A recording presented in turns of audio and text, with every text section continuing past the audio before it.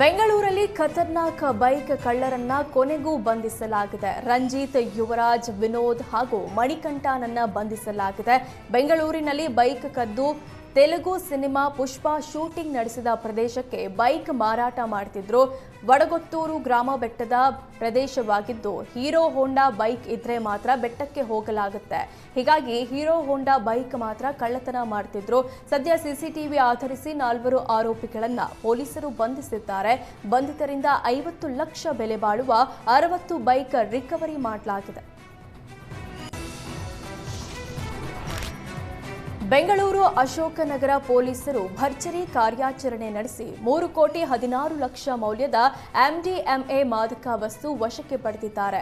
ಒಟ್ಟು 3 KG 169 gram MDMA seize ಮಾಡಲಾಗಿದೆ. ಬೆಂಗಳೂರು ಮೂಲದ ಸೈಯದ್ ತಾರಿಕ್ ಇಕ್ಬಾಲ್ ಹಾಗೂ ಶೇಖ್ ಮೊಹಮ್ಮದ್ ಅಬ್ರಾಸ್ನನ್ನ ಬಂಧನ ಮಾಡಲಾಗಿದೆ. ಹೊಸ ವರ್ಷಕ್ಕೆ ನೈಜೀರಿಯಾ ಮೂಲದ ವ್ಯಕ್ತಿಯಿಂದ MDMA ತರಿಸಿಕೊಂಡಿದ್ರು. ಸದ್ಯ ನೈಜೀರಿಯಾ ಮೂಲದ ಆರೋಪಿಗಾಗಿ ಪೊಲೀಸರು ಬಲೆ ಬೀಸಿದ್ದಾರೆ. ರಾಜ್ಯದಲ್ಲಿ ಮತ್ತೊಂದು ಪ್ರಶ್ನೆ ಪತ್ರಿಕೆ ಸೋರಿಕೆಯಾಗಿದೆ. ದ್ವಿತೀಯ ಪಿಯುಸಿ ಪೂರ್ವ ಸಿದ್ಧತಾ ಪ್ರಶ್ನೆ ಪತ್ರಿಕೆ ಸೋರಿಕೆಯಾಗಿದೆ. ಇಂದು ನಡೆಯುತ್ತಿರುವ ಗಣಿತ ಪರೀಕ್ಷೆ ಪ್ರಶ್ನೆ ಪತ್ರಿಕೆ ವಿದ್ಯಾರ್ಥಿಗಳ ವಾಟ್ಸ್ಆಪ್ಗಳಲ್ಲಿ ಶೇರ್ ಆಗಿತ್ತು.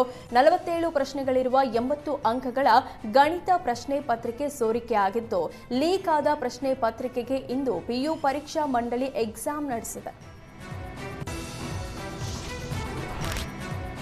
ಮನೆ ಕೆಲಸದವರೇ ಕಳ್ಳತನ ಮಾಡಿದ ಪ್ರಕರಣ ಬೆಂಗಳೂರಿನ ಸದಾಶಿವನಗರದಲ್ಲಿ ನಡೆದಿದೆ. ಅಭಿಷೇಕ್ ಅನ್ನೋರ ಮನೆಯಲ್ಲಿ ಕೆಲಸ ಮಾಡುತ್ತಿದ್ದ ಪಶ್ಚಿಮ ಬಂಗಾಳ ಮೂಲದ ಹಾಜೀರಾ ಬೇಗಂ ಶಬ್ಬೀರ್ ಬಂಧಿಸಲಾಗಿದೆ. 5-6 ವರ್ಷಗಳಿಂದ ಅಭಿಷೇಕ್ ಮನೆಯಲ್ಲಿ ಹಾಜೀರಾ ಕೆಲಸ ಮಾಡುತ್ತಿದ್ಲು. 3 ತಿಂಗಳ ಹಿಂದಷ್ಟೇ ಶಬ್ಬೀರ್ ಎಂಬಾತನನ್ನ ಹಾಜೀರಾ ಮದುವೆ ಆಗಿದ್ದಾಳೆ. ಗಂಡನ ಜೊತೆ ಸೇರಿ ಕೆಲಸ ಮಾಡುತ್ತಿದ್ದ ಮನೆಯಲ್ಲೇ ಕಳ್ಳತನ ಮಾಡಿದ್ದು 900 ಗ್ರಾಂ ಚಿನ್ನಾಭರಣ ದೋಚಿದ್ದಾಳೆ. ಸದಾಶಿವನಗರ ಪೊಲೀಸ್ ಠಾಣೆಗೆ ಅಭಿಷೇಕ್ ದೂರು ನೀಡಿದ್ದು, ಬಂಧಿತರಿಂದ 1.37 ಕೋಟಿ ಮೌಲ್ಯದ ಚಿನ್ನಾಭರಣ ವಶಕ್ಕೆ ಪಡೆಯಲಾಗಿದೆ. ಅನ್ನ ಕೊಟ್ಟ ಮನೆಗೆ ಮನೆ ಕೆಲಸದವರು ಕನ್ನ ಹಾಕಿದ ಮತ್ತೊಂದು ಘಟನೆ ವಿದ್ಯಾರಣ್ಯಪುರದಲ್ಲಿ ನಡೆದಿದೆ.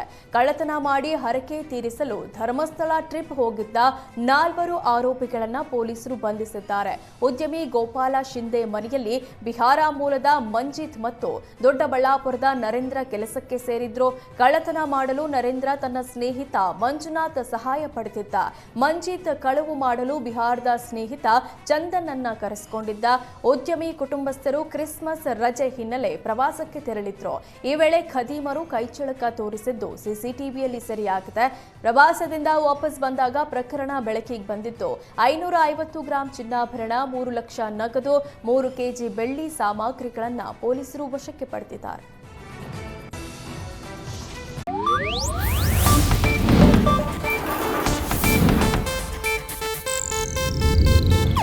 ಇದು ಏಷ್ಯಾನೆಟ್ ನ್ಯೂಸ್ ನೆಟ್ವರ್ಕ್ ಪ್ರಸ್ತುತಿ.